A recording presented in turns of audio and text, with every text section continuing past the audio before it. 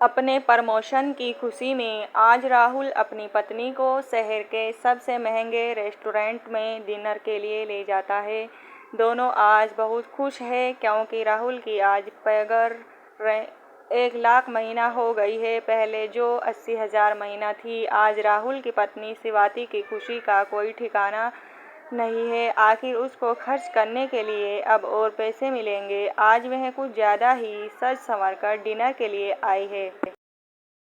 आज उसको ऐसा लग रहा है जैसे उसका कोई पुराना सपना पूरा हो गया। आखिर उसके पति की पैगार अगर बढ़ी और उसका औहदा भी, यही तो उसको चाहिए था। आखिर हमेशा से उसने पैसे को ही तो महत्व दिया है। उसको गरीब लोग कभी पसंद ही कहाँ आते। उसको तो महंगी चीज़ें, महंगे रेस्टोरेंट और महंगे गिफ्ट ही पसंद आते। शहर के इस रेस्टोरेंट में सभी लोग महंगे महंगे कपड़े, सूट बूट और महिलाएं महंगी महंगी साड़ी और वेस्टर्न कपड़े पहन कर आई थी। ऐसा लग रहा था इस रेस्टोरेंट में गरीबों के लिए कोई जगह नहीं है। स्वाति आज अपने आप को महारानी समझ रही थी। इतने में वह देखती है एक सिंपल से कपड़ों में लड़का उसकी टेबल के पास चला आ रहा था। उसको देखकर शिवाती चौंक जाती है और कहती है, अरे तुम यहाँ कहाँ से आए? क्या तुम यहाँ वेटर हो? वह लड़का कुछ बोल पाता इससे पहले फिर बोलती है, तुम्हारी हैसियत तो इस रेस्टोरेंट में आने की नहीं है। किसके साथ आए हो? तुम्हारा मालिक कहाँ है? या फिर तुम यहीं झाड़ू पोंछा करते हो? इतने में राहुल पूछता है, कौन है ये? तुम जानती हो क्या इसको? शिवाती कहती है, नहीं, मेरे घर के पास रहता था। बहुत गरीब है, इसलिए मैंने पूछा ये कैसे आने मिल गया। वह लड़का वहाँ से जाने लगता है। इतने में शिवाती उससे जोर से बोलती है, अरे कम से कम बताते तो जाओ, यहाँ करते क्या हो?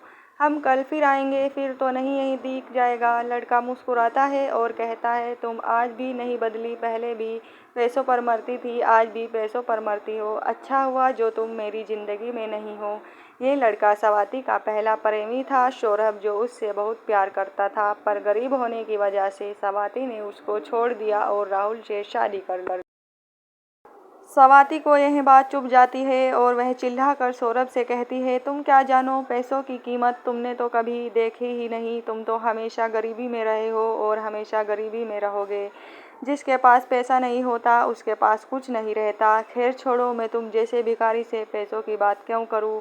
इस रेस्टोरेंट से तुम जल्दी जाओ, मेरा वक्त बर्बाद मत करो। यह बात सुनकर सौरभ बाहर जाने लगता है। इतने में उस रेस्टोरेंट का मैनेजर आकर स्वाति से कहता है, आप प्लीज़ इस रेस्टोरेंट से बाहर निकल जाए। आप यहाँ पर खाना नहीं खा सकते। क्यों नहीं खा सकते खाना? हमारे पास पैसे हैं, फ्री में खाने थोड़ी आए हैं। तुम्हारी हिम्मत कैसे हुई है कहने की? हो कौन तुम? स्वाति चिल्लाकर मैनेजर से बोलती है। होटल मैनेजर स्वाति से बोलता है, प्लीज़ हम आपसे रिक्वेस्ट कर रहे हैं, आप यहाँ से चले जाएंगे। अब आप यहाँ खाना नहीं खा सकते। देखते ही देखते कुछ बाउंसर उस टेबल के पास आ जाते हैं। ऐसा लग रहा था अगर अब शिवाती फिर चिल्लाती है तो दोनों को ये बाउंसर बाहर फेंक देंगे। इतने में सौरभ मैनेजर से कहता है, अरे इस सब की कोई ज़रूरत नहीं है। इनको शांति से खाना खाने दो और उसके बाद इन दोनों से बिल मत लेना। और हाँ, ये ध्यान रहे अगली बार ये दोनों यहाँ ना आने पाए।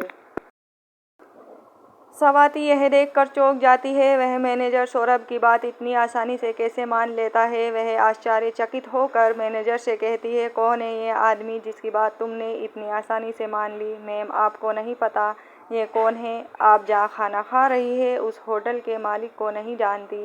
वह तो शुक्र है कि सर बहुत कम गुस्से वाले हैं, नहीं तो आज आप दोनों को बाहर करवा दिया होता। क्या सौरभ होटल का मालिक है? हाँ, इस होटल का मालिक है, पर कैसे? ये तो बहुत गरीब था। सुना तो मैंने भी है कि सर पहले बहुत गरीब थे, पर उन्होंने अपनी मेहनत और लगन से 4 साल में 300 करोड़ की कंपनी खड़ी की है। उनका यह अकेला होटल नहीं है, उनके 10 होटल और इस शहर में हैं। पर सर है बहुत ही सिंपल, ना किसी बात की अकड़, ना किसी बात का घमंड। आज उनके पास सब कुछ है और मैं 1 लाख की पैगर में खुशी मना रहा हूँ। सौरभ आज करोड़ों कमा रहा है। अगर मैं सौरभ के पास वापस चली जाऊँ तो क्या गलत है? वह मुझसे प्यार तो करता ही है, मेरा तो हर सपना पूरा हो जाएगा। हीरे के गहने पहनूंगी और बड़ी बड़ी कारों में घूमेंगे। शाम के समय स्वाति बिना कुछ सोचे समझे सौरभ के पास जाती है और अपनी गलती की माफ़ी मांगते कहती है, मुझसे बहुत बड़ी गलती हो गई, मैंने तुम्हारे प्यार को नहीं समझा। आज मुझे एहसास हुआ कि मैं तुमसे कितना प्यार करती हूँ और तुम्हारा प्यार कितना सच्चा है। सौरभ, मैं अपने पति के साथ बिल्कुल खुश नहीं हूँ। अगर तुम मुझे अपना लोगे तो मैं आपसे अपने पति को तलाक दे दूँगी और तुम्हारी हो जाऊँगी हमेशा हमेशा के लिए। सौरभ यह बात सुनकर स्वाति को जोर से खींचकर एक थप्पड़ मारता है और कहता है, अरे बेवफा, पैसे की भूखी औरत, कम से कम ज़िंदगी में किसी एक के साथ तो वफा कर। कल तूने मुझे पैसों के लिए छोड़ा था और सिर्फ आज पैसों के लिए तू मुझ में प्यार दिखा रहा है। जब मैं सिंपल कपड़े पहन तेरे सामने आया तो तूने फिर मेरा मजाक उड़ाया। अगर तुझे मुझसे प्यार था तो पहले ही अच्छे से बात करती, ना मुझे तो वेटर समझकर गाली दी तूने। स्वाति जोर जोर से रोने लगती है और कहती है, मुझे माफ़ कर दो, मुझे माफ़ कर दो, मैं तुम्हारे बिना जी नहीं सकती, प्लीज़ अपना लो मुझे, प्लीज़ अपना लो मुझे। सौरभ स्वाति से कहता है, याद है तुमको, मैं भी उस दिन तुम्हारे सामने ऐसे ही रो रहा था, अपने प्यार की दलीलें दे रहा। मुझे इस बात का दुख कम है कि तुम मेरी नहीं हो पाई और इस बात का दुख ज़्यादा है कि तुम सिर्फ पैसों की भूखी हो।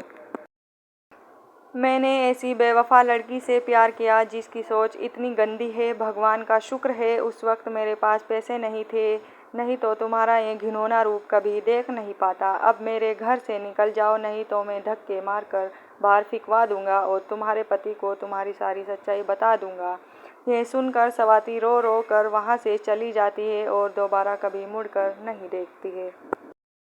दोस्तों, आपको बेवफा की लव स्टोरी कैसी लगी? यह कहानी उस लड़की की है जो हमेशा अपनी ज़िंदगी में सिर्फ पैसों को ही महत्व देती है। आज के समय में ऐसा कई उदाहरण देखने को मिलते हैं। हम ये भूल जाते हैं कि वक्त सबका बदलता है और हमको पैसों के लिए अपने रिश्ते नहीं बदलने चाहिए। प्यार हमेशा सच्चा और दिल से करना चाहिए, तभी हम अपने जीवन को सफल बना सकते हैं।